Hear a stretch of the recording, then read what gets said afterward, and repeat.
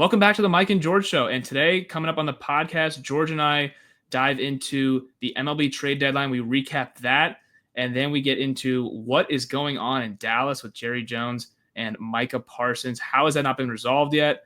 We deep dive into the Dallas holdout with Micah Parsons, the Terry McLaurin holdout in Washington, and both of those guys requesting trades. And we get into the entire NFC East as a whole. So we got that to look forward to coming up here. Let's get into it.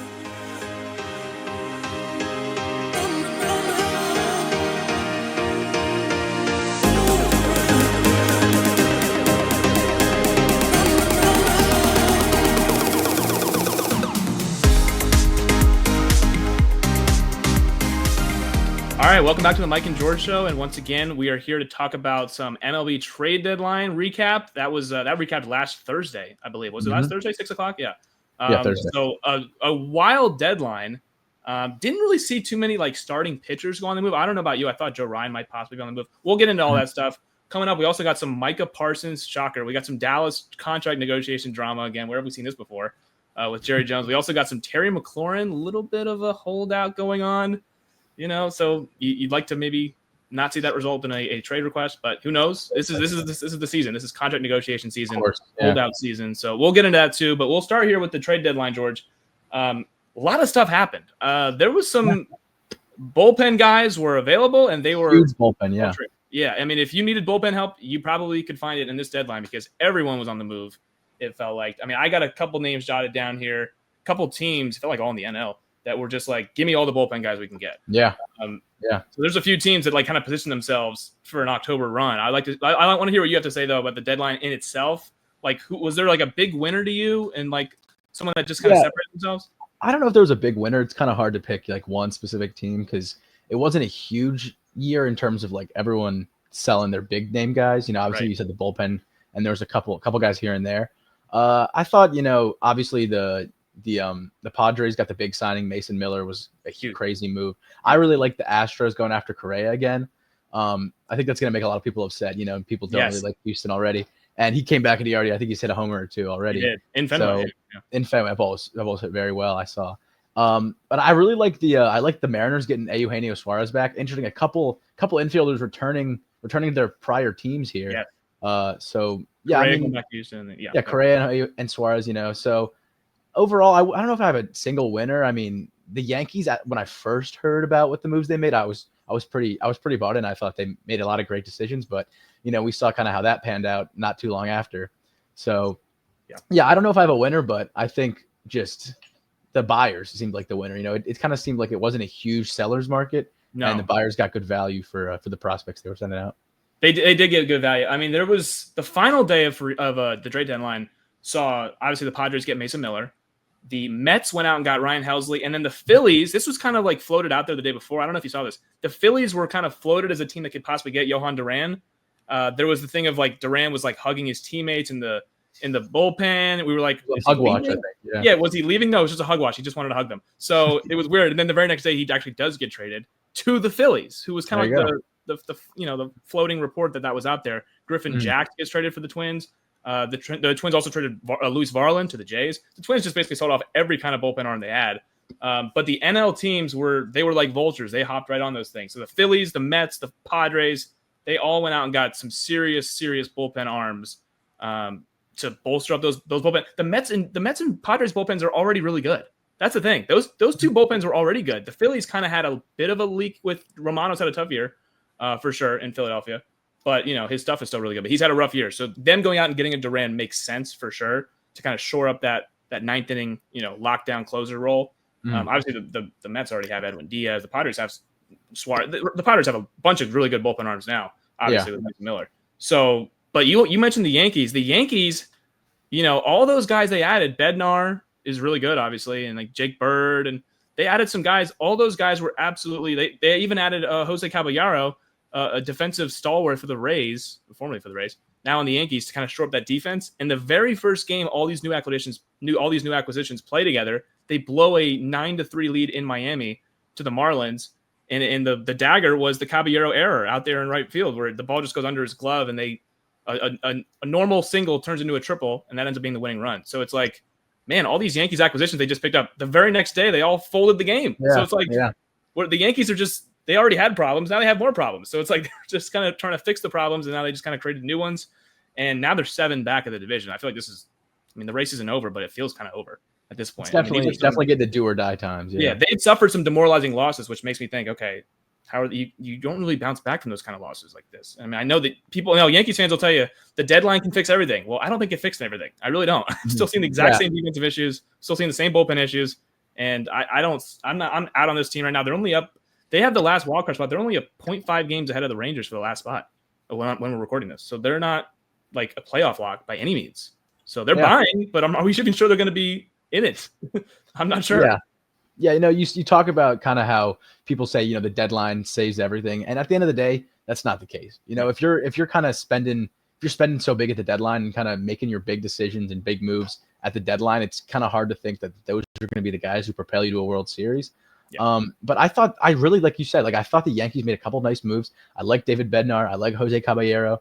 These are good talented guys, but I think there might be something to be said about playing in New York. And obviously it's the very first game, there's always going to be chatter, but playing in New York, it makes guys tense, it just makes, it adds a layer of pressure. We saw it with Gleyber Torres. He was there for so long and he was getting booed for, it felt like 4 straight years. And it's like he leaves there, he goes to Detroit where the vibes are awesome and he's having a great year, and he kind of doesn't have, and he's playing the exact same role he was playing on the Yankees. He was by no means the Yankees' best player, and he's not the Tigers' best player, but you can kind of see, some of that pressure off his shoulders. He's having fun again. And it kind of feels like you come to New York and you're not having fun anymore. So much pressure. Kind of saw it with Juan Soto, and if someone can have fun on a Major League Baseball diamond, it's Juan Soto. That guy's just a pleasure to watch. And the Yankees fans, and I'm not here to blame the fans, obviously, but it's just kind of the culture and the environment and the media, and it's a storm of everything. So, I mean, obviously it sucks for them to see their deadline moves kind of backfire in their face a little bit, but kind of what comes with playing in New York, so you kind of have to embrace it. Yeah, I mean, I totally agree. There is like an added pressure that comes with playing in the Bronx. I mean, they get Devin Williams in the offseason. That's supposed to be like the lockdown closer. There's been some leaks there too. So, and the Brewers, speaking of the Brewers, they lose him. They just keep humming. Their bullpen's still really good. So it is very strange, but I think there is something to that, to where it's like, guys coming to New York and you're not playing in front of, no disrespect, but you're not playing in front of with Ryan McMahon. You played in Colorado. It's different. Yeah. It's different when you it's different when you play in front of Coors Field, and they know they're terrible. And now you're going to the Yankees and there's expectations of World Series or fire Aaron Boone. That's a different landscape than Colorado, and similar to David Bednar, you're playing at PNC Park. No disrespect to the Pirates, but it's much different when you put on the pinstripes. It's absolutely. The numbers you put up there are not necessarily going to translate immediately when you put the Yankee uniform on, for sure. Yeah, but to me, it just kind of feels like, and not to harp too bad on the Yankees here, they're not doing a bad job overall, but it just kind of feels like there needs to be a point where they kind of commit more to the prospect development side of things. It seems like really for the last 10 years, they haven't had a World Series since I think 09. Obviously, that's their own separate thing, but it feels like for the last 10 years or so, the Yankees moves are just, let me sign this guy, bring this guy, trade for this guy. And it's, they developed Judge kind of, he was like 26 when he made his debut. But outside of Judge, Jason Dominguez has kind of been underwhelming. There's been a few guys, you think back a few years ago, like Miguel Andujar, Clint Frazier, all those kind of names who never really panned out. Gleyber Torres, another name that, never really panned out. And it feels like, obviously the Yankees have kind of always been that team, the evil empire. They're going to spend as much money as possible, the whole Steinbrenner way. But, I think at a certain point, like you talk about the Brewers, you lose Devin Williams and you just keep on humming. And that speaks to the Brewers' development. They got the ability to develop guys. They got a good eye for prospects, good eye for talent. And so to me, the Yankees, they're always going to win 75 games, 80 games. They're going to be in the mix at the very worst. But I think at a certain point, you got to start not selling some of your big name guys, but you got to start investing in the future investing in the long-term future rather than kind of the 1-2 year outlook. You know what I mean? Yeah, no, I think that's what separates them from like the Dodgers. Now the Dodgers for sure will go out and buy and they'll spend, but they also do have like their prospects. They want to develop those guys. I mean, the Yankees, not to say they give up on their prospects, but I mean, you kind of already see it here with Volpe. The fan base of the Yankees is like done with Volpe. I mean, this is his second year, right? I mean, this is only his second year in the big league. So like they're already like done with him. They're like, nope, off the team, trade him. So it's definitely a different. There's different ways of talking about guys on certain teams. If like you said with Glaber, if Glaber Torres or just any random player was on the Yankees, they'll get talked about differently than another random player on another random team. It's just kind of the landscape of the thing. But yeah, enough of the Yankees. We'll get off the Yankees thing because we have other teams. We have other teams to talk about. So of course. Yeah, I mean in the AL, because we talked about the NL, Phillies, Mets, Padres. I thought, wow, they all just bolstered their bullpens. All three of those teams could win the league.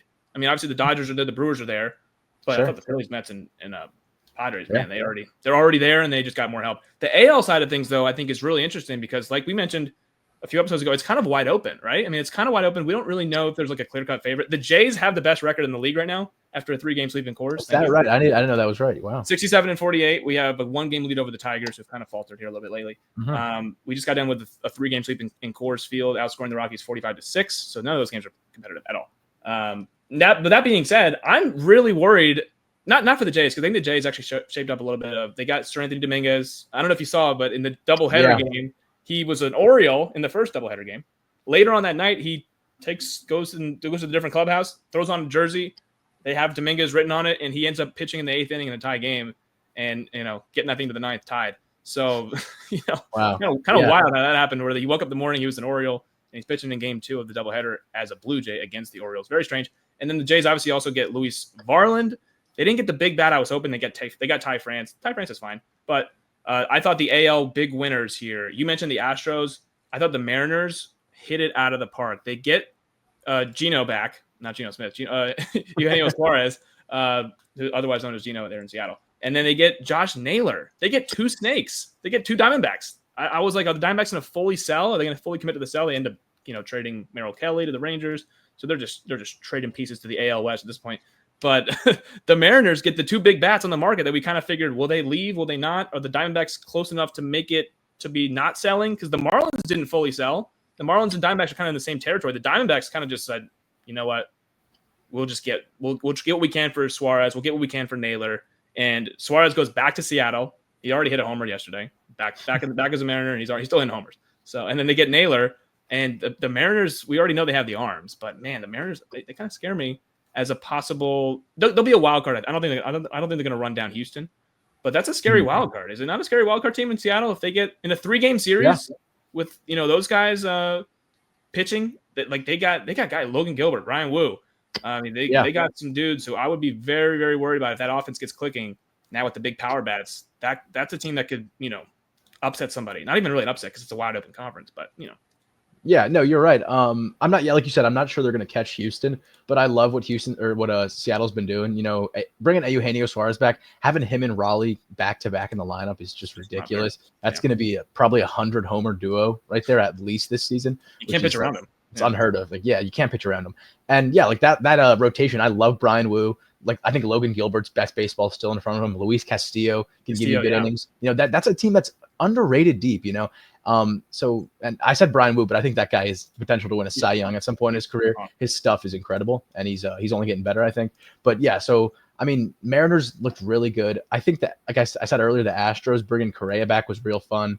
I liked what the Red Sox did. I think getting Dustin May was a nice piece. Steven Matz, just a couple arms that, 2 veteran guys who they've shored up things. They've played a ton of baseball, played a lot of playoff baseball. I think Dustin May is one of those guys who he never quite put it all together. You've kind of seen flashes. Like I remember vividly when he came up, he got the call up with the big afro and everything, and his stuff was just flying. He was sitting like 98 to 100. Slurve is breaking 20 inches off the plate. He's got a good changeup, curveball too. So I mean, I think I like the Red Sox moves. But yeah, the AL is just so fun right now. It feels like absolutely anything could happen. Yeah. Like you said, Dominguez going to the Jays. The Jays got better. That trade deadline doubleheader is hilarious. So yeah, I mean the AL is awesome. I think switching to the NL side, it was interesting. You kind of saw the Dodgers really almost sell. They got rid of Dustin May. Who was it? They got Ben Rohrvedt and Adam, I can't remember. They kind of made these moves. It was like, a couple they didn't really make any huge decisions. They got Alex Call from the Nats, who I'm sure he'll be incredible for them. He's one of those guys who will just be World Series MVP.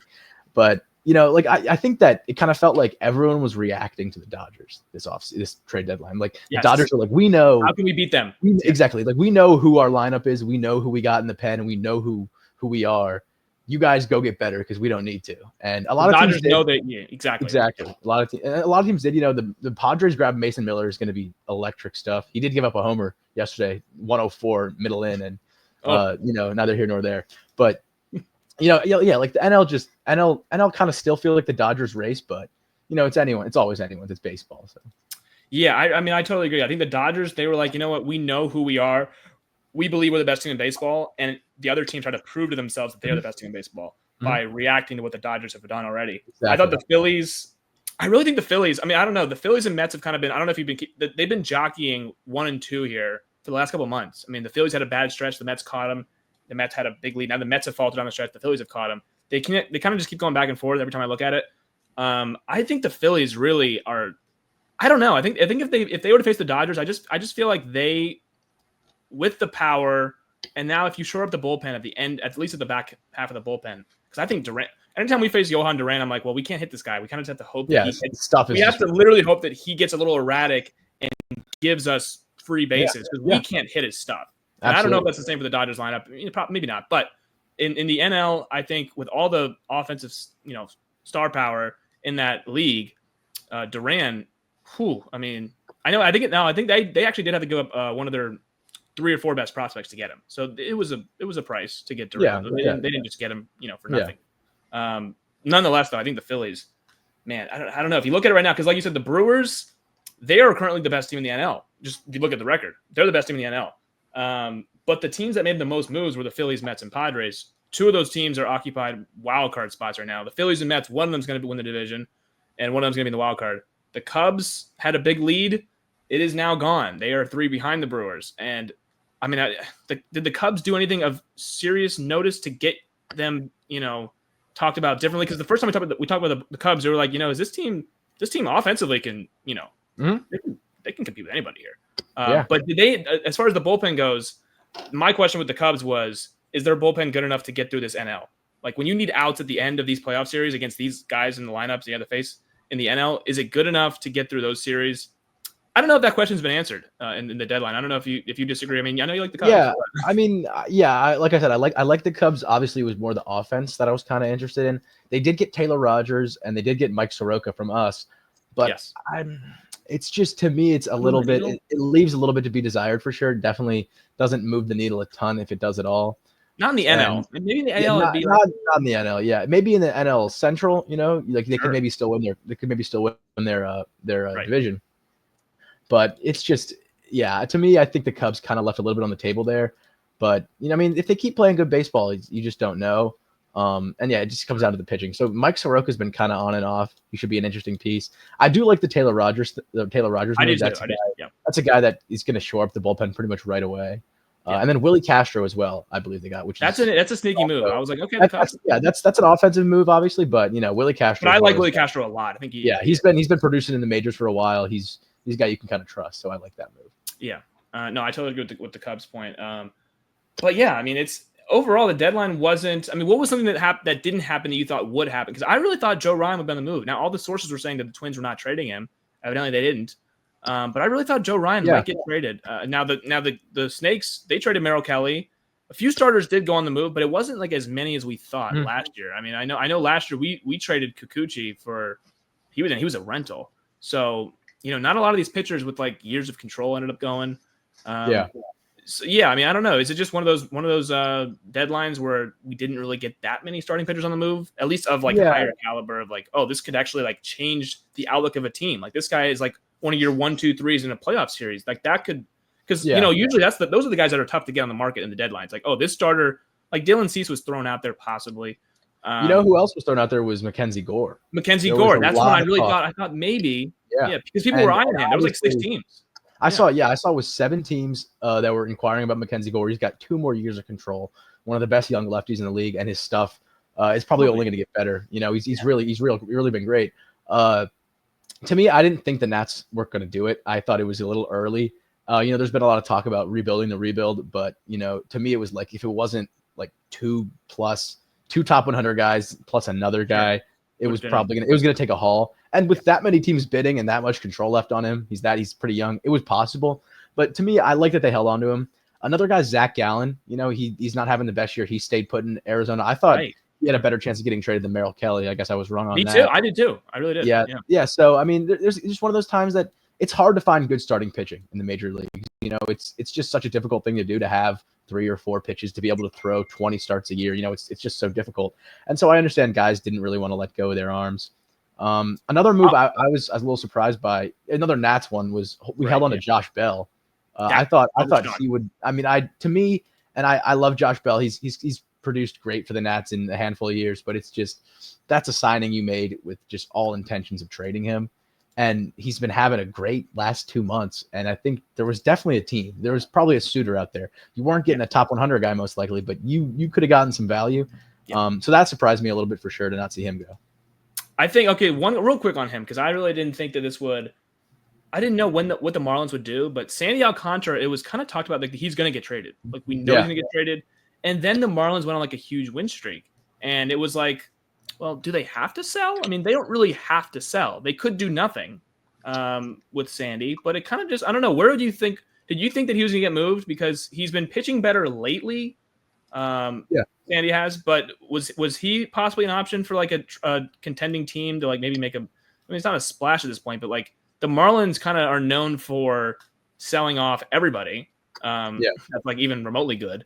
And not keeping any kind of core. So I'm a little bit not surprised, but they didn't move him, and there was talk that they would move him. And I don't know if like because they're only 5 out of a playoff spot, they believe that maybe they could just not do anything. But I don't know. Do you think they should have traded him, or is this totally fine? I mean, I'm honestly okay with them not doing it. I mean, I was definitely surprised. I thought he was going to go somewhere. Like you said, the Marlins aren't really a team that kind of keeps a core around, or at least they haven't in the last couple of years or so. Right. I think they probably should have gotten rid of him. To me, it's like he just doesn't seem to feel like a guy that's part of the future. He's been really good in Miami. He's kind of been their entire like team for the last couple of years. And at his peak, he was great. He was Cy Young candidate. Did he win the Cy Young, or he was close? I believe he won it 1 year. I believe he did win it. Yeah. So he's one of those guys who at his peak could be really great. And I'm sure there were teams calling for him, obviously. So I think that's a guy that you got to get rid of. Maybe Miami's got some kind of plan. Maybe they want to go for a playoff push, but to me, it's just I don't think that team. Yeah, it's just not worth it to me to kind of like invest in this year's team. What they're doing right now is fun. They're doing they're fun right now. They got Kyle Stowers hitting a bunch of bombs. They're like their offense is clicked, and they got a bunch of nice young prospects who are like playing better than what we thought they would be. Yeah, but it's not a thing where it's like, oh, now we can buy. They're certainly not going to do. They certainly obviously not that. But it's just, to me, he's getting up there a little bit. I think he's 28, 29. And it just seems like one of those guys that your prospects are playing well, and you hope next year you can be competitive. But realistically, in the NL East, in the NL in general, you're just not the team right there. So, I mean, I'm not mad at the Marlins. Obviously, he's a great pitcher. He's always good to have around the franchise. Sure. But I mean, for the right price, I would have been interested in seeing him get traded. I would have moved him too. Kind of just exactly what you said there, but. I guess maybe their thought process is, why change anything right now because of the way we've been rolling? I mean, they took 2 out of 3 from the Brewers, I believe, in Milwaukee. They've been beaten 2 out of. They just beat Houston today. Like they've been kind of playing really solid fundamental baseball. I mean, I even went to a game like a few weeks ago, and I was like, hey, the Marlins are playing pretty good baseball. They swept the Yankees for the first time ever. They've never beaten the Yankees right now. Yeah, they're beating the Astros right now. They 3-game swept the Yankees for the first time ever. Really? Yeah, it never happened before. Not a 3-game series this week. Yeah, no credit to them. So they're playing good baseball. Maybe they just decided, you know what, we're not going to change anything. And I can't like knock them for that, because you can always just trade Sandy in the offseason. Like, if they want to, they could do that. But yeah, I mean, is there anyone else that was just like, that like kind of maybe had like a sneaky deadline, or had like a watch out for this team post All-Star break to do this? I mean, I don't know. I think the best under the radar, I think, is probably the Mariners, like we talked about. They were kind of already on the radar with Cal Raleigh having the season he's having. But yeah, like. I would say the Mariners probably, in terms of one of those teams that kind of has bounce back potential. I'm worried about the Mariners from a Jays perspective, because I don't want to face them. I mean, we're not get me away from Cal Raleigh at all costs, and then now they have Suarez too. No thanks. That's just a nightmare right there. Yeah, I don't want to face. I like Barrios, I like Gossman, I like Bassett, but I don't trust those 3 against that lineup. All of a sudden now, I'm like. Because the Mariners lineup, I had a Mariners futures ticket before the season started. I was just worried about the offense. I'm no longer worried about the offense, because they brought in 2 pretty good bats. to kind of short things up. So I don't know. The Mariners scare me. I like to have them on the opposite side of whatever path we're on to the LCS. Get them on the other side. I don't want to face them at all. I'd rather face a division foe. We've had our chance with the Yankees, the Red Sox. Like, we know those teams a little bit better than like the Tigers or the Astros and the Mariners, and even the Rangers. Like those teams, I don't know those teams much, so I'd like to stay away from them. But yeah, I mean, Yep. No, I was just going to add on to what you said. There's certainly something to be said about wanting to play a division team. It's kind of like in college football. It's so hard to beat a guy like 3 times. Like, you're used to playing these guys, so you know what you're expecting. But yeah, same kind of thing. I hear you there. Yeah. And yeah, the division series are always just kind of like wild. I mean, we've seen like the Mets upset the Phillies, the Phillies upset the Braves. Like we've seen these kind of division series not go to the way we think that Padres upset the Dodgers one year. I believe it was 3 years ago. So I mean, yeah, no, those things happen. Like, your division almost so well, you almost rather play those guys. And I feel like the Yankees and Red Sox would say the same thing. They probably want to play us as much as we want to play them because they just know us. So no, I totally agree with that. But yeah, I mean, unless there's something else, I mean, right now, the second half of the season it's gearing up. We got some nice pennant races here. I mean, there's going to be some interesting stuff down the stretch. The Phillies and the Mets are, neck and neck. Mm-hmm. The Brewers and the Cubs are neck and neck. The Astros lead has shrunk. The Mariners are trying to catch them. The Rangers are only 3 or 4 back. The Central is locked up. Detroit's got it. But the Red Sox have won 10 of their last 12. They're on our heels. So we got some pennant races here that are really exciting. I mean, I don't know which ones I don't even know which one I'm most excited to watch, but because they're all kind of fascinating in their own right. But yeah, I mean, that was a very interesting baseball trade deadline, all things considered, even though there was some meat left on the bones for sure. But I thought overall it was a pretty good deadline. Yeah, I mean, like you said, it's kind of like knuckle down time for a lot of these teams. Kind of find your identity time. It doesn't feel like there's like the Tigers and the Dodgers are like kind of the top 2 right now. But obviously you said the Brewers, but it kind of feels like even though the Brewers have the best record in the NL, it's like, all right, and the Jays have the best record in the AL. So exactly. if the season ended today, the October would go through Rogers Center and American Family Field in Milwaukee. So they would go through, Milwaukee and Toronto is where these home fields would go. Yeah. If it holds chalk, which I guess, I mean, we all know the sports book suggests that the Dodgers are obviously the heavy favorite and the Tigers in the AL for sure. But yeah, I mean, anything can happen. It's like you said, it's who gets hot in October, and we are closing in on October here. First week of August, we only have less than 2 months away of until playoff baseball. So September's gonna be very interesting for a lot of different reasons. But yeah, so that's what we got for the MLB trade deadline. We'll take a quick break and we'll do some contract stuff in Dallas. Again, it's Micah Parsons. Again, it's Jerry Jones at the forefront of this. So we'll take a quick break and we'll talk about that. All right, so we got some contract negotiation drama in the NFC East with Dallas and with Washington. George, obviously you're a huge Commanders fan, so we talked about the McLaurin thing last time. Has it gotten any better? It doesn't seem like it has. I mean, the reporters are shoving microphones in his face saying, "What's going on? Is the deal going to get done? Is he going to get traded? Weeks before the season starts? What's happening right now in DC with the Terry McLaurin stuff? He's been there forever. It feels like." Yeah, Terry's been the guy for so long in DC, and I don't know if we've talked about this yet, but it just kind of feels like, it's a spot where if there was ever a guy to pay, you pay that guy. Even if he's a little old, even if it's a touch expensive, that's the guy to pay. However, I do understand where the owners are coming from, or Adam Peters and the owner, where Josh Harris is coming from. He is 30 years old, and the fact that he's asking for more than the DK contract is really unfortunate, because the DK contract is really one of the most ridiculous contracts kind of out there right now. Super overpaid. I think DK is a great receiver, but to give him, was it $33 million a year? Just seems a bit steep. And so I think Terry, maybe if he was 27, would deserve that contract. I'm super happy to give him $30 million plus a year.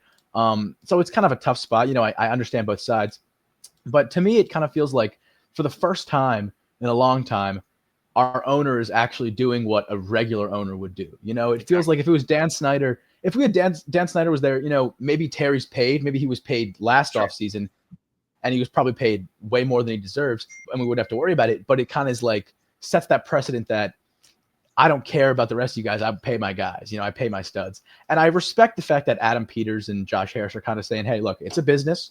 You're a great player. We want you here. There's a reason you're here. We're going to do our best to make that contract happen. I hope they're thinking that, but it is a business. We're going to go through negotiations. You're not going to get special treatment, even though he probably deserves it. Sure. But I respect the fact, and I appreciate the fact that for the first time in a while, we're operating as an actual NFL franchise, which is, we couldn't really say for the last 20 or so years. With that being said, though, it's time to pay Terry McLaurin. It's time to pay Terry McLaurin. Obviously the Jamar contract last year, he got paid a little late. That's the Bengals though, so they're kind of their own mess over there with their finances. But I think it's time to pay him. It hasn't really gotten much better. He's not holding out anymore. He's been at training camp. He's happy. He's signing for the fans. He's taking pictures. He's doing interviews. He's the man. Terry. He's the best. And I think a deal will get done. This is very common in the NFL. We talked about it. Lamar Jackson, same thing. He requested a trade. Myles Garrett requested a trade.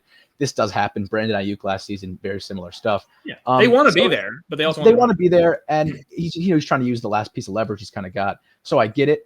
But in my opinion, it's time to trade. It's time to pay him. And I couldn't stomach seeing Terry play for another team if that happened. That's the big thing. I don't know where I stand on this, honestly. And I wanted to take a side, but I really don't know because you mentioned if he's 27, it's a no-brainer. Obviously, you pay him. You don't let a 27-year-old receiver walk out the door. But he is 30, and when this contract is up, he'll be like, what, 34? 33, 34, yep. Exactly. So he's asking for a new contract, which means he'll probably sign until, 3-4 years, 20, right, 30. Yeah. So close to 2030. I don't know how that would age. I really don't. And I'm just trying to be, as fair as possible here because I'm the guy who said, wait, the Steelers gave DK how much? Mm-hmm. And I think DK is really good. I think Terry's really good. But this is for sure their last chance to kind of cash out on a big contract because it's not happening again after this. Both those guys were in the same draft class. It's just not going to happen after this. This is kind of like the last ditch. You're getting paid now because it may never happen like this. Yeah. Right. And so I understand where they're coming from. But as a team doing a smart thing, I don't know. I don't know if I would give Terry McLaurin top 3 receiver money. I understand what he means to the city. I understand what he means to the fan base, to the teammates for sure. I mean, he wants to be there, and they want him there. Of course, Jaden wants him there, and Debo just got there. They want to both be. Of course, they both want to be there. But yeah, I mean that would be, and especially if it's backloaded, then you're talking about paying a 33-year-old how much money, and it just starts to look a little bit. Now, again, everyone's saying, well, this is the time to pay guys because you have a rookie quarterback under a rookie contract, which is totally fair because Houston's done. Everyone does this. If you believe your quarterback's really good and he's really good right away, then you spend everywhere else because exactly. The quarterback money is not set in yet, which means you're not screwed cap wise. Because once the quarterback money sets in, once that really starts eating into your roster, it's like, oh wait, we have to sell off pieces. Yeah, that's a third of our cap just for the one position. Exactly. That's what the Dolphins did. The second they paid 2 of the extension, they're like, ooh, we're gonna have to move some of these guys away to even kind of kidnap this. You know what I mean? Exactly. So it's like, no, but I don't know. It's a double-edged sword because I've seen what paying receivers do, and Terry's like the opposite of like a typical diva receiver. He's not. It's exactly that's what I'm saying. So it's a little bit weird to argue this because I just feel like that position, it's a premium position for sure. You want to pay it, but there is like with most receivers, if you pay them the second contract, because these guys have already gotten paid, and he's now 30 years old, so. This contract would be one. I don't know if they would regret it, but some receivers you pay them instantly, and it's like, oof, man, like I wish I really didn't go through with that one because maybe in a few years they are not as reliable as you thought they would be when you initially signed them. Like everyone screams to say overpay with receivers, and I sometimes think they're like, okay, well that's obviously because the contract keeps resetting, the cap keeps resetting, so these contracts keeps going up and up and up. Yeah, it feels like the market's always getting reset. Exactly. So some of them really aren't even overpays, but. With guys who are now, entering the back end of their career, like the back 9, I like to say, because like once you come in the league, you're probably 21, 22. Now he's 30. This is like the back end of his career, and I don't think certainly at least 39.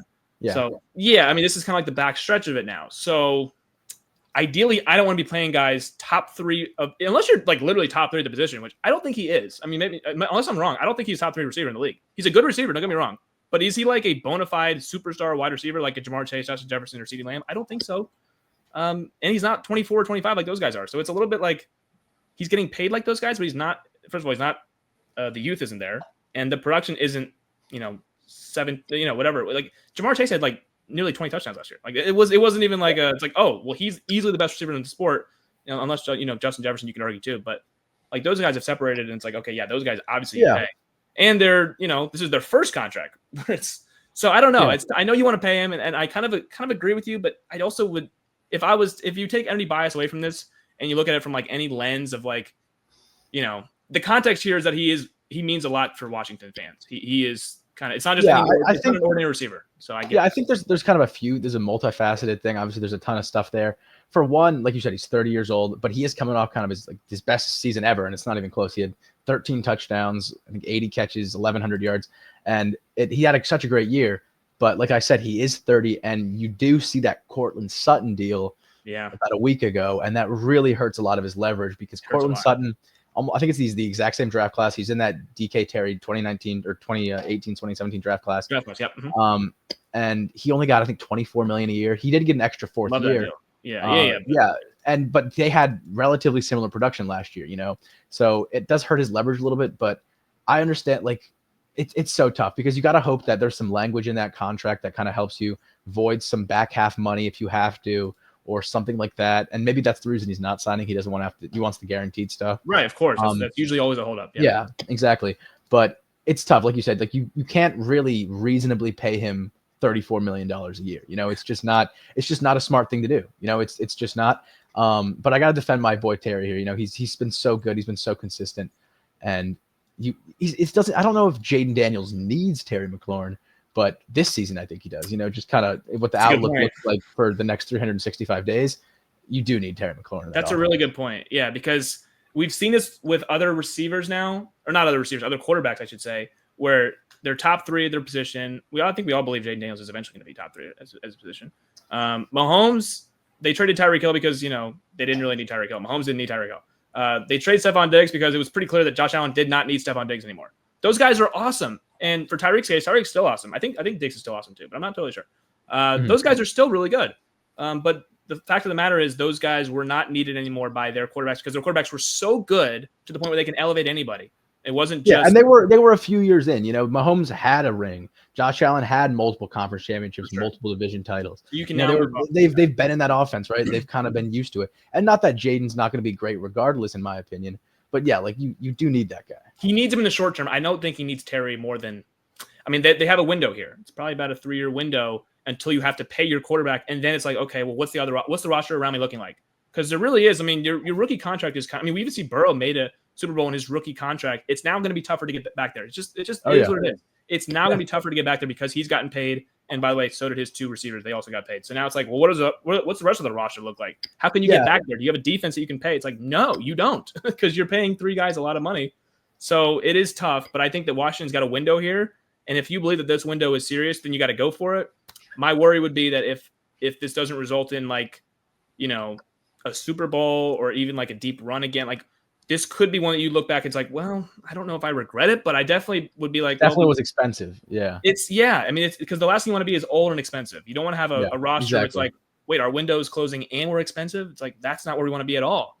So it is tough because it also, like exactly what you said, it kind of feels like in 3 years time, when we do eventually have to pay Jaden the $300 million or whatever over 5 years that it'll be at that point, when we have to pay that contract, we want as much space available to pay other guys, right? Exactly. And we are at a place where it kind of feels like this year's team, or this year and the next kind of 2-3 years, these teams are the first phase, and then once we kind of get to that Jaden contract, a ton of guys come off the books. By that point, Daron Payne will be gone, you would assume. Bobby Wagner, you would be gone, you assume. So, Deebo Samuel would not really be a part of that kind of 4-year future. A lot of these guys, they're in their late 20s, early 30s. Wagner, I think he's like 36 or something. Yeah. So, a lot of these guys, you don't really see them as part of the future. Right. But if there was ever a guy, like I said, that it's okay to burn a couple million on, it'd be Terry, But it's just so tough because the NFL, with the lack of guaranteed money that is necessary and the ability to kind of just cut guys whenever, you kind of have to, like, as the player, you kind of have to work around that, and that's probably why the whole that was happening. No, I agree. Like I said, it is a weird one to take a stance on because I really, to my core, my argument would be no. I think you can get value and trade them because I've seen it happen with contending teams before, and it works. And I'm the team that, by the way, fell for the trade to get the receiver, and by the way, it was super helpful. Tyreek improved to his game a lot. That being said, Kansas City won 2 Super Bowls immediately after Tyreek left, and they have not made the Super Bowl since Tyreek left. So I love receivers. I love paying receivers, but I also do see the argument in a great receiver walk away from the team, and the team actually doesn't lose a step. In fact, maybe he almost gets better. I don't think Jaden's at that stage yet where he can just lose a receiver like that and propel a team to that run. And again, the blueprint the Eagles did was they paid both the receivers and they won the Super Bowl. So you can obviously do it. It's totally possible. But the Eagles are a team that pays early. Howie always does it. He pays early and the contracts look pretty good in a couple of years when everyone else is getting paid. They're like, they paid Smitty before everybody. They paid DeVonta Smith before Waddle and before Chase, and all three of those guys are in the same class. And yet, who got the money first? It was Smitty, and now his deal looks pretty good right now. Like, that's a pretty good deal. So it just depends on when you pay him, but right now it's kind of getting late, and Terry's still it's super interesting you bring up the Dolphins because I don't know how true any of it was, but there was kind of a couple of rumors, Dolphins, Commanders, maybe in trade talks. Obviously teams are reaching out. That kind of made me think like, if you look at this situation in a vacuum, it's not Terry McLaurin, it's someone else, it's Tyreek Hill, whatever. Exactly. It's like if you were to bring Tyreek Hill over, Tyreek Hill's 31 years old. Like, he's so good. Tyreek Hill is a better player than Terry McLaurin is. Last year, maybe not exactly, but overall, you got to assume Tyreek is a better player. And it's like, do I want to pay 31-year-old Tyreek Hill $34 million? No, I don't. No. So if I look at this, when you look at it in a vacuum, I think you're right. It's a spot where it's like, man, that sucks, but it's tough. And I think that eventually he will get his money. I think he'll probably get 30.5 or 31.3 or something like that, 92, 93 million, maybe depending how it chops out. The fully guarantees is gonna be what's interesting. The guarantee, exactly. I think it'll probably be like half guaranteed.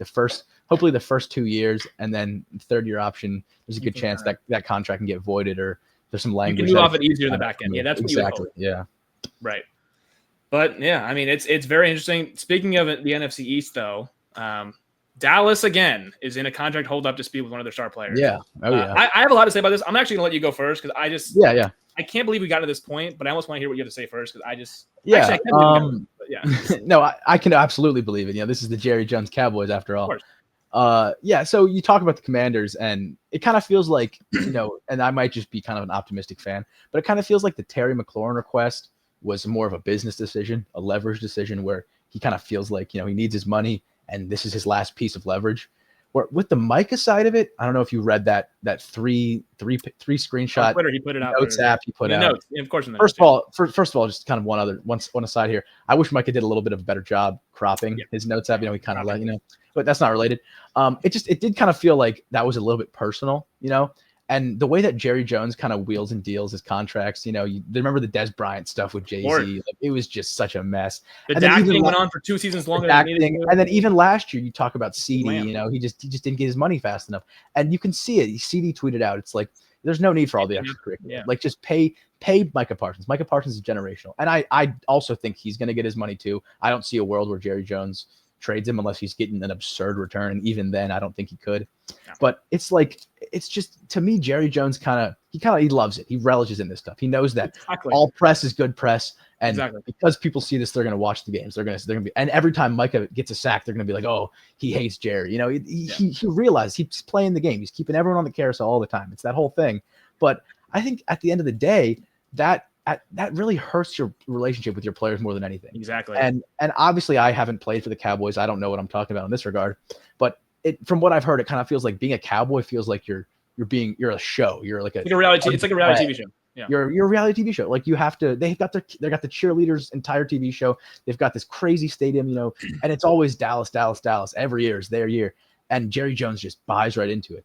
And it's like, look, and another thing, he was getting interviewed on the practice field, and they were talking about how he's like, oh, what do you say to the fans that are saying pay Micah? And he was like, oh, I'm not worried about it. Or you know what he said? He goes, last year they were louder telling me to pay CD. It's like, are you kidding me? Are you kidding me? He's feeding into it. Like, you're obviously feeding into it, and he knows what he's doing, but it's like, do you even hear the words coming out of your mouth right now? And I'm not one to just go straight all in, disrespect the owner, but it's just like, if there was ever a guy to pay, it's the same situation. Like, how do you not give Micah the money? And so I'd love to hear what you have to say about it, but it just kind of feels like a classic Jerry Jones. It is. It's a place where it doesn't need to be. This is so obvious. It's not even like, it honestly hurts my brain to talk about because it's so obvious. If there is anyone to pay, it is a premium pass rusher who is 24, 25 years old. I mean, it's not even like it's like so obvious. He's got like 50 sacks in the first 4 seasons. It's ridiculous. This is a no-brainer. And I said I was surprised that it came to this, but I'm really not surprised because it came to this, because this is what Jerry Jones does with every one of his star players. It ends up getting dragged out to the very last minute. It's kind of the opposite of Howie Roseman. By the way, just a note here, because I saw this graphic the other day, and I couldn't believe what I saw here. Same draft class as Micah. You know who's gotten extensions, because this is the same draft class, so you can extend these guys whenever. 8 guys got extensions. 12 10 guys got extensions in this draft class. In the first round of just first round picks. Wow. Guys who got extended in the same draft class as Micah. Trevor got 5 years, 275. You can argue whether he's overpaid or whatever. Doesn't matter. Jamar Chase got his extension last year, 4 years, 161. Waddle got his last offseason, 3 years, 84. Penei Sewell, 4 years, 112. J.C. Horn, who went right before Micah, 4 years, 100. Pat Surtain, 4 years, 96 million. Devontae Smith, 3 years, 75 million. Rashawn Slater happened last year, 4 years, 114. Christian Darrisaw just got his money, 4 years, 104. Gregory Rousseau got his money, 4 years, 80 million.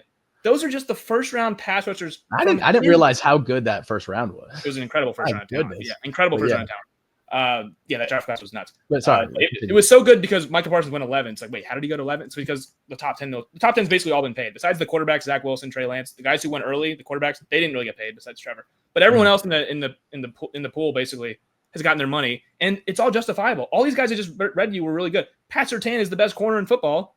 Jamar Chase is probably the best receiver in football. Slater, Darrisaw, Sewell, those are 3 of the 5 best tackles in football. Yeah. J.C. Horn, Rousseau, Trevor is a good player. Like, all those guys have been paid. Gregory Rousseau is a pass rusher just like Micah Parsons. There's no excuse for Gregory Rousseau. As good as he is, he's a good player. He's gotten his extension. Micah has not. And here's the most damning thing, really. The following draft, these guys have gotten their money too now. The following draft players have gotten their money. So 2022 first round. This is the first round players who've gotten their money. Derek Stingley, 3 years, $90 million. He obviously is, he's good, so you extend him. He's good. There's no doubt. It's common sense. It's common sense. Common sense. You pay them. Sauce Gardner, 4 year, 120. People can call it overpay, but he's good. Extend him. Whatever. Yeah. Garrett Wilson, 4 years, 130. He's good. Extend him. So the Jets locked up both their first rounders from 2022. And then 2022 first round pick, George Karlaftis just got paid 4 years, $88 million. The Chiefs say another edge guy. They say, you know what? We know you're good. We're just going to pay you. We know you're good already. We know down the line maybe it'll affect us. We'll figure out the cap that time when it happens. But we already know you're good. We're going to pay you early, so we don't worry about it when the time comes. Like this scenario right there with Micah Parsons. That's the 2022 first round draft class of guys who've gotten paid. So that's 4 guys in 2022 have gotten paid, and 10 guys in his own draft class that have gotten paid. Micah Parsons is the only one who has not gotten paid, and he's probably the best one of the bunch. I was gonna say, I think maybe Jamar Chase, in terms of overall, but yeah. And Cincinnati's a mess, so whatever. But they end up paying him, so they have common sense at the end of the day. So, and like you said, they're going to end up paying Micah Parsons. But the fact that they had to come to this is so ridiculous. But it's, again, Jerry Love. Any press is good press for him. And at this point, it's gotten so bad that the press right now is Micah Parsons wanting a trade. It's gotten so bad. You didn't pay your best player to the point where he has to go on a notes app and post on Twitter that he wants out because this is so ridiculous. And it is ridiculous. I mean, again, the Washington thing was different because you could argue if it's a smart business. Is it a smart business move or not? This is the most obvious. You pay him and just don't forget it. Like, it's so obvious that you pay him the supermax, whatever it's going to be, and it's probably an underrated contract. It's probably an underrated contract. Cleveland heard Myles Garrett wanted out and said, "Hey, you want more money? Yeah, here's everything. Here's everything to stay because we need you. We want you. The team needs you bad. We have nobody besides you." Dallas at this point is like a sinking ship because their players. Yeah, I mean, CD got paid, but he immediately tweeted out, "It's like, yeah, this is what happens. I mean, this is Jerry, so this is what they're gonna do." It's just a total mess, and he'll end up getting paid. First of all, if they trade him, that would shock me. I would never think it'd get to that point to where they'd actually trade the guy. So I think that they would never trade him unless he makes it absolutely clear he will never sign an extension. Yeah, which I don't think that'll happen. It would be fascinating to see. If it gets that bad, that's honestly a fireable offense for the. I mean, at that point, Jerry Jones, he's already had a million things blow up in his face. He should have sold the team 20 years ago. Yeah, he's had things blow up in his face. This would be the ultimate, like, oh my gosh, you really just let Micah Parsons so mad that he wants to walk out the door? Like, are you kidding me? Absolutely. After the whole circus it's been in Dallas, and it feels like we're ripping on Dallas. We're really just ripping on Jerry Jones because it's kind of how he operates. Yeah, I mean, it's tough because the Dallas fans, and Dallas fans it's its own thing, but it's just such a joke. Like the way Jerry Jones, it's just such a joke, right? It is so obvious. It makes so much sense. He's the best player in the draft class, maybe the best defensive player in the entire league. You could argue that. It's just him, Water Garrett, but does this happen with any other fan base? Does this happen with any kind of unserious manager? Because let's be real, he's not the general manager, but he's basically the general manager. It's Jerry Jones and Stephen Jones. He's basically the GM of the team. So like this would never happen with any kind of actual serious GM. No way this would ever happen with any serious ownership there. You would just pay Micah. I mean, there's 12 teams here that just paid their guys, and most of these guys aren't even better than Micah. And they paid him. They're like, yeah, we know you're good. We're going to extend you. We'll figure out the guarantee stuff, blah, blah, blah, blah. We'll kick that down the road. Dallas, once again, in classic Jerry Jones fashion, waits till the very last minute to the point where their players get pissed off. They're like, how have I not been paid yet? Look at all these other guys have gotten paid from my own draft class. Yeah, and it forces him to have to pay more. You know, he pays late, and he's got to pay the premium, and he makes his guys upset. You know, this is what they did with Dak. Remember Dak? They gave Dak $60 million. So it's like, ridiculous. They put that on themselves because they waited so long again. This is what they do. So now they're paying, once they pay Micah, which they will, it'll be Dak, CD, and Micah getting paid a boatload of money because they waited so long again.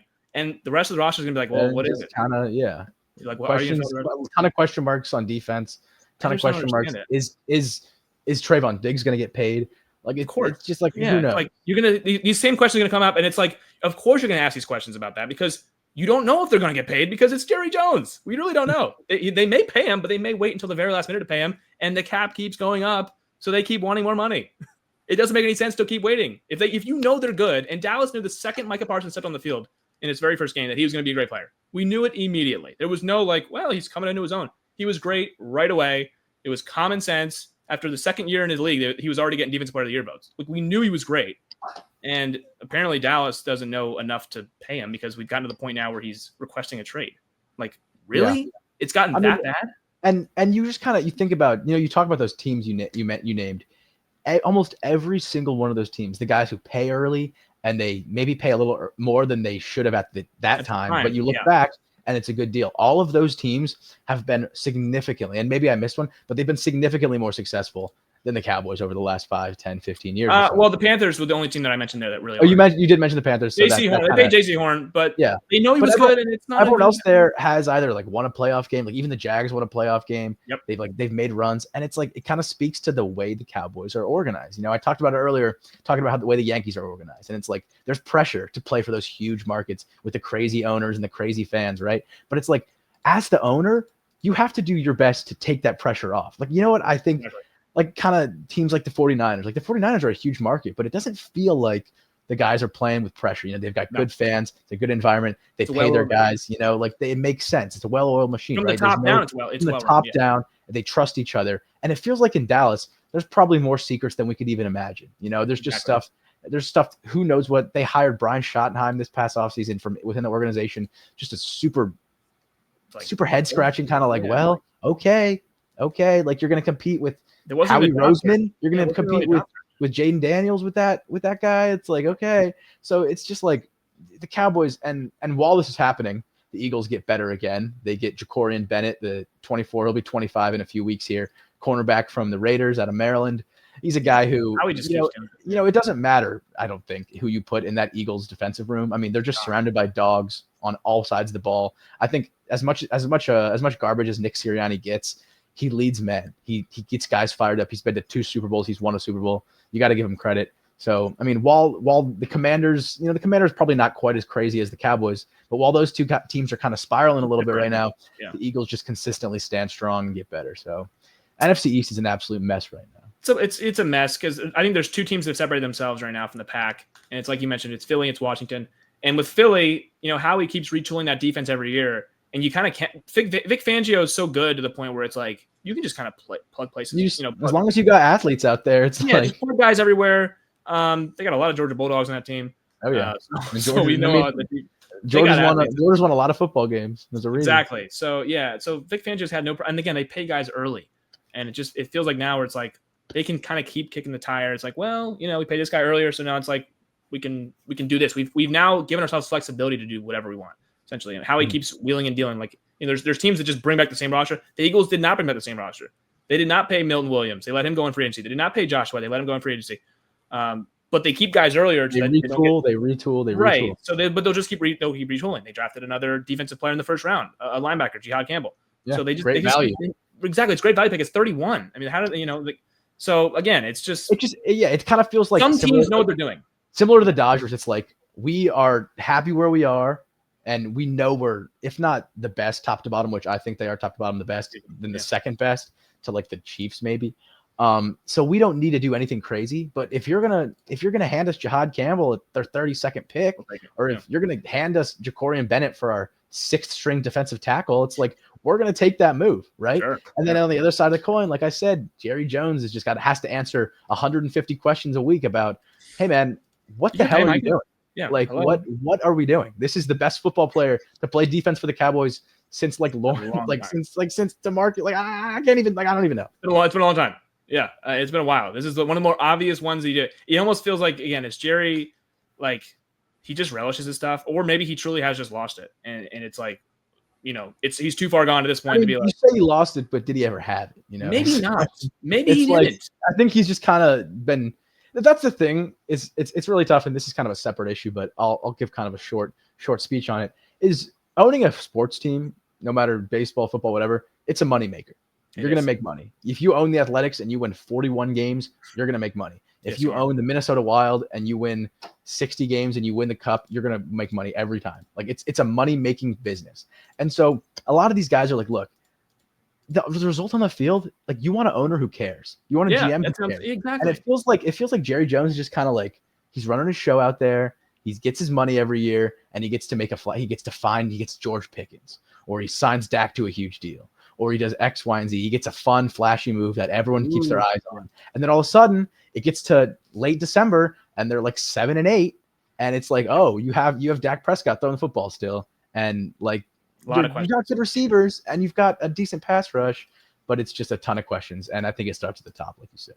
It starts at the top. You mentioned like the 49ers, the Eagles. There's just teams that you kind of can tell are just well run. They know what they're doing. And then there's Dallas, who consistently year after year after year after year, it's like, what are they doing? Like, and it keeps spiraling to the point where it's like, it's gotten to the point now with the Micah thing that I think it's actually at its worst. Because there's always, like I said, there's always been head scratching moves from Jerry. There's always been some weird press with Jerry and the Cowboys in general. The shot and everything was weird. It's now gotten to the boiling point. I'm like, this whole offseason is too weird for me, for Dallas. I'm out on all of it. I don't even. Yeah. I can't believe we're even talking about this. I can't believe this is a segment that we have. The fact that they haven't paid Micah Parsons yet, and that actually has to be talked about, is honestly. This is Micah Parsons. This is 24-year-old Micah Parsons. It's a slap in the absolute face. Peak of his career. It's a slap in the face that he's even like, and I know he loves to be the talking point of the whole week. It's like, well, who's in the news right now? Oh, the Dallas Cowboys are in the news. Why are they in the news? Why are they in the news? Oh, because they didn't pay their awesome. Like always, they're in the news for like the wrong reasons. It's like, and it sucks because I like the guys on Dallas. Like I love Dak. Dak is one of the coolest guys in the league. CeeDee Lamb, awesome. Like he's a great guy. Micah, I watched the podcast with him and CJ Stroud. He's so great. And it's like you hate the Cowboys almost just because of Jerry Jones. Obviously, there's some of the fans aspect, rival fans, whatever. But it's like Jerry Jones himself just pretty much is that franchise. And like I was saying earlier about like 49ers, you said the Eagles are one of those teams. It's like there's no pressure to play in Philadelphia. And there should be. Like Philadelphia loves their teams. They pack out the link every single time. It's a nightmare environment. And like we saw like with the Phillies, like when Alec Boehm was struggling, he was like, dang, like he was really, it was it took a toll on him. But like they backed their players. Eagles, they backed their players. But you watch the Eagles and it's like those guys play so free because it's like one, they know they have a great team, but also it's like they know the ownership has their back. And maybe I'm reading into it too much, but I think there's something to be said there. It's part of it. I saw it firsthand as a Redskins fan, Commanders fan. Dan Snyder never had the players' backs. No one supported him. He was by far the worst owner every single year. And the guys played like it. They just played like they were collecting a check from the guy because they didn't respect him. And I think that Jerry kind of has a similar effect. Obviously, I'm not going to compare Jerry Jones to Dan Snyder. I think Dan Snyder's much worse guy, much worse owner, all that. But in terms of running your football franchise, it's just there's certain things you just don't do. And it feels like every year Jerry Jones does at least one or two. Yeah, I don't think Jerry Jones is the worst owner in the history of the sport. I think he's an unserious owner. I think it's got to be Dan Snyder. It's Dan Snyder for sure. But but Jerry Jones is an unserious owner. Like he's unserious where it's like it's very goofy. He seems like the guy who made the Babe Ruth trade. Like he's just like exactly. I mean, no, but like you said with Washington, previously the Redskins, it almost felt like those two teams it was an organization of two different teams. It's like the players weren't really. It's almost versus the front office. Exactly. Right? It was like the players and then the management, and there was no actual team there. With the Niners, the Eagles, the Ravens, Buffalo, Kansas City, they're all well run from the top down, and it's like they go hand in hand. The management and the players are on the same timeline, I believe, at least. Because you never really hear anything out of those. There's never stories out of those, front offices with actual issues. I mean, the only thing that not a ton of holdouts. I mean, Ayuk last year in San Francisco, but generally they don't. None of those teams really have holdouts. I mean, generally they don't. Like they fix that stuff and they nip it in the butt. Like if there's a bad apple on the team, they nip it in the butt. The Diggs thing with Buffalo was a little weird. Tyreek thing with Kansas City, they nip those things in the bud and they just figure out a way to keep going because they have a well-oiled team from the top down. Everybody knows already. With Dallas, it's literally a circus that's being run there. I mean, it's weird to compare to a circus, but it's literally a circus being run in Dallas right now, led by Jerry Jones. So it's very, very, very strange stuff that they just haven't paid him yet. It's just I can't believe that's even a discussion. But I guess Jerry needed to give us something to talk about. It's the beginning of August. Here's a little, obviously like you said, beginning of August. It's such a dead period. We're just waiting for football. Here's a question. I'll float this to you. Is there a world, and I think maybe an injury or something has to happen. Is there a world where the Cowboys finish last in the NFC East? Oh yeah, there's a world. You think it's reasonable with even if they bring back Micah and everybody? Yeah, there's a world. I mean, look, they already lost Overshown for, probably the first chunk of this season, probably first 7-8 games. I mean, he tore his ACL late last year, so you're probably missing the first portion of this game. Yeah. They start off slow. I mean, yeah, I know they got Philly off the bat. Yeah. Well, I made this point kind of more so to get at like the Giants defensive front is special.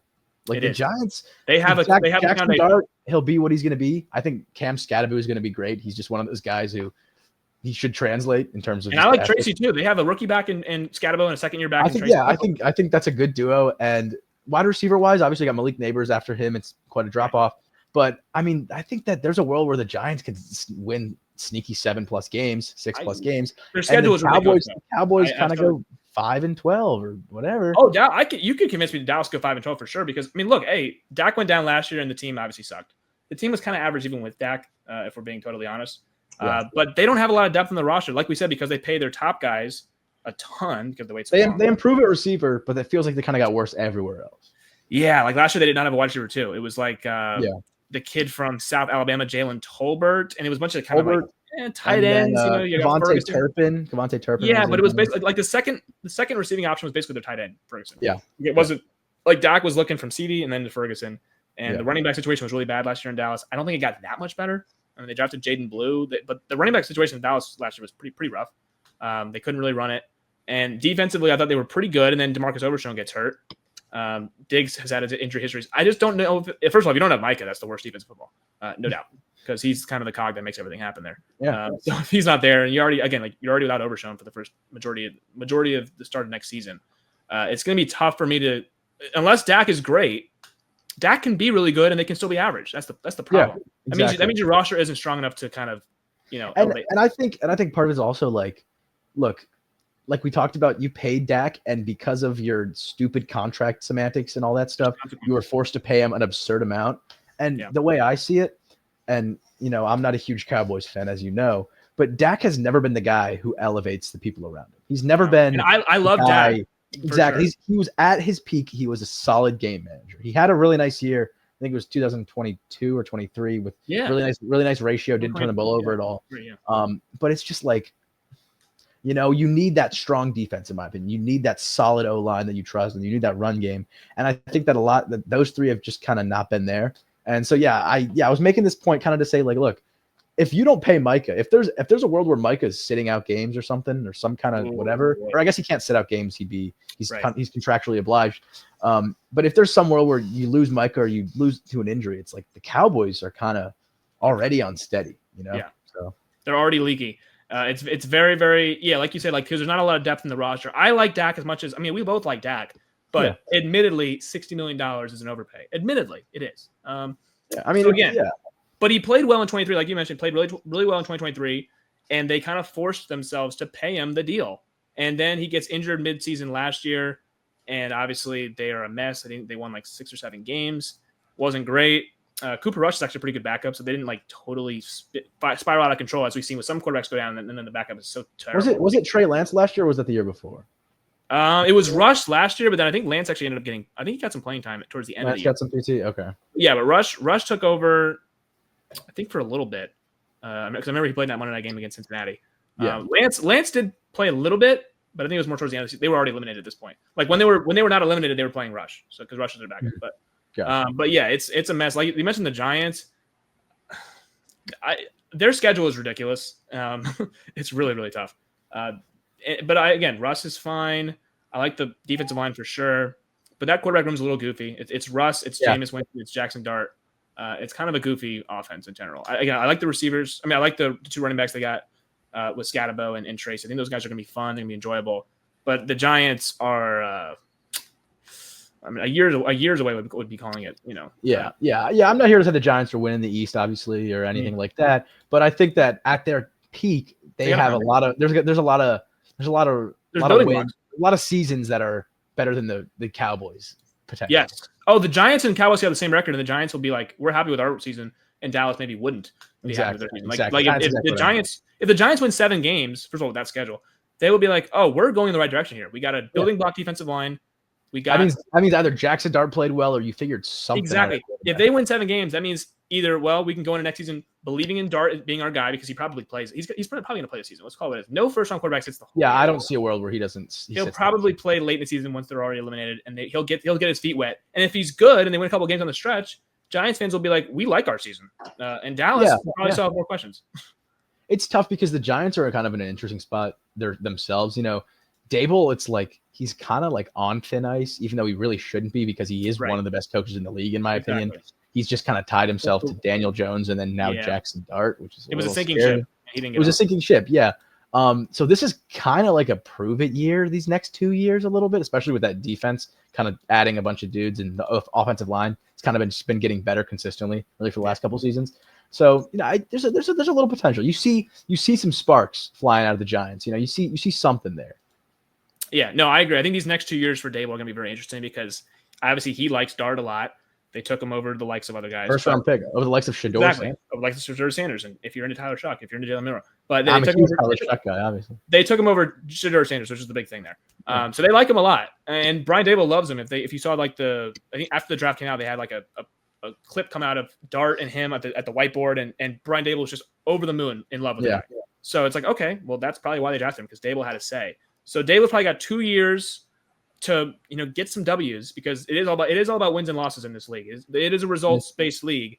So this year maybe not as much, because I think he was on thin ice because of the Daniel Jones thing. I think he got like a life raft, and the life raft is Jackson Dart. Because you have to give your young quarterback some space. Exactly. You have to give more than 1 year of a chance here. So he'll probably have 2 years of this window of Jackson Dart, but Jackson Dart probably only plays a year and a half. But either way, if there's no signs of progress there, unfortunately, it probably will be the end of Brian Dable and Joe Shane, for that matter, because he kind of who I think Dable, if he becomes available, will be available for. I think Dable's good. I'm not so sure if Joe Shane is. Yeah, Joe Shane, in my opinion, I watched that Hard Knocks last year. It was a pretty tough watch in terms of allowing camera guys and the way it was. Oh yeah, I mean, just it kind of, to me, felt like the guys around him maybe didn't quite understand what the landscape of the league was.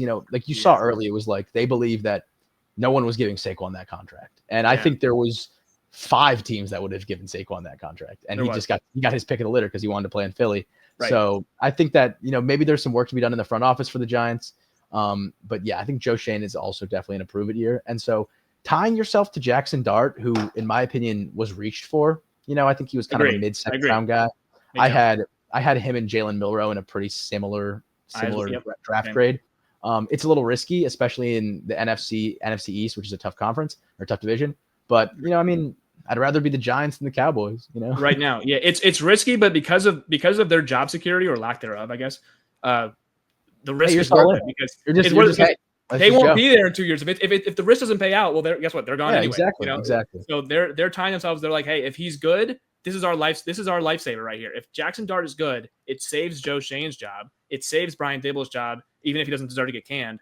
And the league neighbors probably sticks around. Of course. And now they have a new lease on their But if it doesn't work out, and I believe we don't think that Jackson Dart's going to be like this franchise quarterback. Maybe we'll be wrong. But if he's not, who cares? Because they're going to be gone anyways. So the other guys will have to figure it out. The new guys who come in will have to figure out Jackson Dart. It won't be their problem. So I think it's a risk. To me, it was surprising because it feels like this upcoming quarterback class is very good and very deep. It feels like if you can get a Nuss or a Drew Aller or an Arch, if he has the year that a lot of people are expecting, or who else?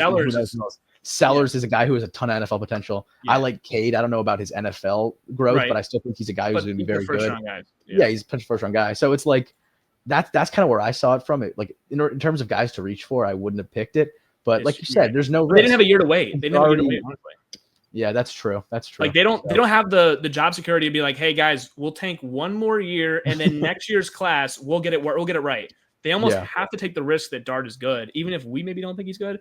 They have to be like, you know what? Maybe Dave will trust. It was going to be Dart, or it was probably going to be Shedeur Sanders. Exactly, and they took their Dart with Dart, no pun intended. But that's the one that they went with. And hey, if it works, then they're saved.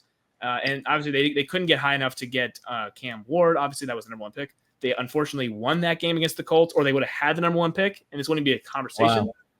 So they won that game against the Colts week 17, and that really screwed up. They went from 1 to, I believe, 5, right? Or was it 5 or 6? Yeah, I think. Yeah. Well, who did they get? It was they were third. They were third. They picked third. It was Abdul Carter. They had Abdul Carter. Yeah. They had Abdul Carter. But they had the first pick, and by winning that week 17 game against the Colts, it went from 1 to 3.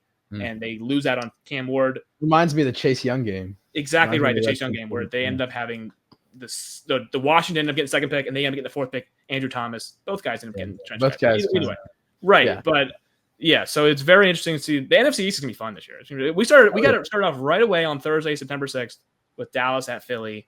Kind of a trend. The way I see it, and look, I'm not here to call my shot. It's a month early. I think Philly's going to take them out back and probably one month from today. Yeah, I agree. Yeah, but both those teams are kind of trending. They're trending on a different wave right now. They're definitely. Yeah, but I think Philly's going to take them out, and it won't be very pretty. I mean, it's not. I hope that. I mean, it's. Well, I don't expect like a kind of people talk about Super Bowl hangover. I think Philly's just going to kind of come back and just it's just because at the end of the day, a Super Bowl hangover kind of occurs when you got lightning in a bottle and your quarterback played his best football ever. But Jalen Hurts, up until the Super Bowl, played a pretty decent to above average playoff. He didn't play great against the Rams in a tough environment. He played good against us, but a couple turnovers helped him there. And so it's like when your O-line is that good and you've got Saquon Barkley, whose legs are still working, makes life easy. Like, well, we're probably just going to roll these guys. So who knows? That foundation's going to be fine. That'll translate. There's no hangover there. There's no hangover with the those trench guys are still really good. Their defense is still really good. So they, So I mean, a little NFC East preview. You just never know coming out of that conference. It's always so fun. No, it'll be a fun game Thursday Night Football. The banner will be unveiled in Lincoln Financial Field. We'll see what Dallas does if Micah Parsons suits up. I would have to imagine he will. I have to imagine he's paid by then. I will add one last thing.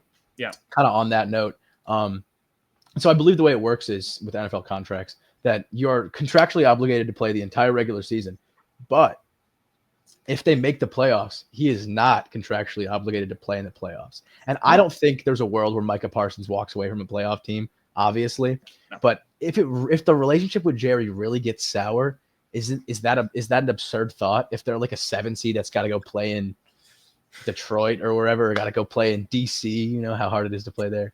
I think he would just play. Obviously, but it's just kind of fun to talk about because it's early August and I need but at that point in the season, it's January. I think at that point, Mike is like, my teammates need me. It's not even a Jerry thing at that point because right now it is because there's contract holdups. This is when you discuss contracts in July and August. Yeah. But in January, if they were to get in, it would be like I'm not missing a playoff game because these are my teammates. They need me here.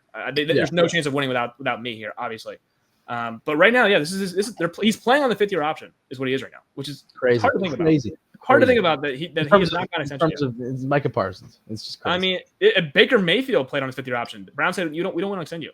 That was because they thought he was bad. Like they didn't think he was any good. So they said we'll give you a 5th-year option. Then we're not going to extend you. With Micah Parsons, this is a no-brainer. Like if you don't think that he's worth it, then you have a 5th-year option. Darnold got his 5th-year option. That's more a quarterback thing, where it's like you just give them the 5th-year option because they're first-round players. You just give them. Well, it's also tough with the quarterback because the quarterback market is so weird. Like if you have to pay Sam Darnold, like the Daniel Jones, they had to give Daniel Jones 100. I guess they didn't have to. Exactly. There's no middle ground. There's no middle ground quarterback. $160 million because he won one playoff game and like he had like a 500 turnover to touchdown season. Exactly. It's either you push all your chips in the middle of the table and you pay the quarterback everything, or you put him on your 5th-year option and you said, you know what, we'll move aside. But when that guy's not your quarterback, when that guy is your edge rusher who doesn't have to worry about his receivers dropping passes, he just has to worry about staying healthy, and he's going to. You pay him. And by the way, the pass rusher is like maybe the second or third most important position. It's quarterback, protect the quarterback, and then get to the quarterback. Well, guess what? Those are the three premium positions, and he gets to the quarterback. He gets to the quarterback. He's one of the 3 premium positions. You pay him every time. This isn't a receiver. It's not a running back. It's not a safety. This is a premium pass rusher. It's a no-brainer. I don't even want to. We should stop. We stop right here. We got stop right here. Well, too much on Jerry. Too much on Jerry today. Yeah. Although he deserves it. Exactly. Although he does deserve it. But yeah, so that's it for contract negotiation stuff in the NFC East. We know where 2 teams are headed and which other 2 teams are. Maybe we'll get some surprises. Who knows? But yeah, George, thanks for hopping on today. We'll get to college football breakdowns here at some point in the next week, probably. I'd have to assume. As we get some preseason. I don't know if we're gonna have much thoughts in the preseason. I know the Dolphins play on Sunday against the Bears. I'm excited to see Shador. What he looks like. That'll be down here in Carolina. Yeah, that'll be a fun one to watch.